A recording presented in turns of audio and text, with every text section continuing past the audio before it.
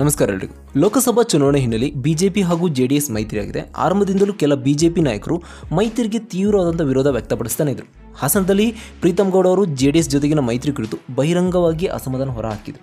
ಇದೀಗ ಚುನಾವಣೆ ಹತ್ತಿರ ಆಗ್ತಿದ್ದಂತೆ ದಳಪತಿಗಳಿಗೆ ದೊಡ್ಡ ಶಾಕ್ ಕೊಟ್ಟಂತಾಗಿದೆ. ಹೌದು, ಆರಂಭದಿಂದಲೂ ಹಾಸನ ಮೈತ್ರಿ ಅಭ್ಯರ್ಥಿ ಪ್ರಜ್ವಲ್ ರೇವಣ್ಣ ಅವರ ವಿರುದ್ಧವಾಗಿ ತೀವ್ರ ಅಸಮಾಧಾನ ಹೊರಹಾಕ್ತಿರುವಂಥ ಮಾಜಿ ಶಾಸಕ ಪ್ರೀತಮ್ ಗೌಡ ಅವರು ಹಾಸನ ಜೆಡಿಎಸ್ ನಾಯಕರ ಜೊತೆಗೆ ಅಂತರವನ್ನು ಕಾಯ್ದುಕೊಂಡಿದ್ದಾರೆ.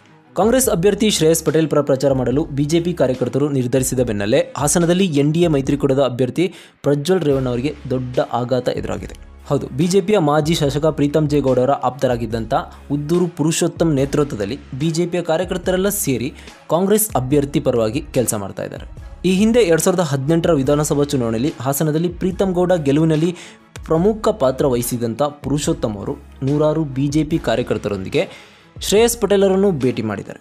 ಅಷ್ಟೇ ಅಲ್ಲದೆ ಪುರುಷೋತ್ತಮ್ ಅವರು ಶ್ರೇಯಸ್ ಅವರನ್ನು ಬೆಂಬಲಿಸುವುದಾಗಿ, ಅದರ ಜೊತೆಗೆ ಕಾಂಗ್ರೆಸ್ ಪರ ಪ್ರಚಾರ ಮಾಡುವುದಾಗಿ ಭರವಸೆ ಕೂಡ ಕೊಟ್ಟಿದ್ದಾರೆ.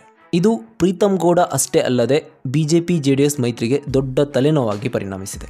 ಬಿಜೆಪಿ ಕರ್ನಾಟಕ ಚುನಾವಣಾ ಉಸ್ತುವಾರಿ ಆದಂಥ ರಾಧಮೋಹನ್ ದಾಸ್ ಅಗರ್ವಾಲ್ ಅವರು ಇತ್ತೀಚೆಗೆ ಪ್ರೀತಮ್ ಅವರನ್ನು ವಿಶ್ವಾಸಕ್ಕೆ ತೆಗೆದುಕೊಂಡು ನಂತರ ಪ್ರೀತಮ್ ಮತ್ತು ಪ್ರಜ್ವಲ್ ನಡುವಿನ ಭಿನ್ನಾಭಿಪ್ರಾಯಗಳನ್ನು ಸರಿಪಡಿಸುವುದಾಗಿ ಜೆಡಿಎಸ್ ನಾಯಕರಿಗೆ ಭರವಸೆ ಕೂಡ ಕೊಟ್ಟಿದ್ದರು. ಇದರ ಬೆನ್ನಲ್ಲೇ ಪುರುಷೋತ್ತಮ್ ಈ ನಿರ್ಧಾರ ಕೈಗೊಂಡಿದ್ದರು. ಆದರೆ ಪ್ರೀತಮ್ ಗೌಡ ಮತ್ತು ಪ್ರಜ್ವಲ್ ರೇವಣ್ಣ ನಡುವಿನ ಭಿನ್ನಾಭಿಪ್ರಾಯ ಕೊನೆಗೊಳ್ಳೋ ಯಾವ ಲಕ್ಷಣ ಕೂಡ ಕಾಣಿಸ್ತಿಲ್ಲ. ಅಷ್ಟೇ ಅಲ್ಲದೆ ಬಿಜೆಪಿಯ ಹಿರಿಯ ನಾಯಕರು ಕೂಡ ಈ ಸಮಸ್ಯೆ ಬಗೆಹರಿಸುವುದರಲ್ಲಿ ಆಸಕ್ತಿ ಕೂಡ ತೋರಿಸ್ತಾ ಇಲ್ಲ. ಮೈಸೂರಿನಲ್ಲಿ ಎನ್ಡಿಎ ಅಭ್ಯರ್ಥಿ ಯದುವೀರ್ ಕೃಷ್ಣದತ್ ಒಡೆಯರ್ ಪರ ಪ್ರಚಾರ ನಡೆಸುತ್ತಿರುವ ಪ್ರಜ್ವಲ್ ಅವರನ್ನು ಪ್ರೀತಮ್ ಬಳಿ ಕರೆದೊಯ್ದು ಸಮಸ್ಯೆ ಬಗೆಹರಿಸಲು ಪ್ರಾಮಾಣಿಕ ಪ್ರಯತ್ನ ಮಾಡುವುದಾಗಿ ಇತ್ತೀಚೆಗೆ ಹಾಸನಕ್ಕೆ ಆಗಮಿಸಿದಂಥ ಅಗರ್ವಾಲ್ ಬಿಜೆಪಿ ಮತ್ತು ಜೆಡಿಎಸ್ ನಾಯಕರಿಗೆ ಭರವಸೆ ಕೊಟ್ಟಿದ್ದರು. ಇನ್ನು ಪ್ರೀತಮ್ ಅವರು ಹಾಸನಕ್ಕೆ ಬಂದಾಗಲೆಲ್ಲ ಪ್ರಜ್ವಲ್ ಪರ ಪ್ರಚಾರ ಮಾಡ್ತಾನೇ ಇದ್ರು. ಆದರೆ ಇತ್ತೀಚೆಗೆ ಆದಂಥ ಭಿನ್ನಾಭಿಪ್ರಾಯ ಮೈತ್ರಿಗೆ ದೊಡ್ಡ ತಲೆನೋವಾಗಿ ಪರಿಣಮಿಸಿದೆ.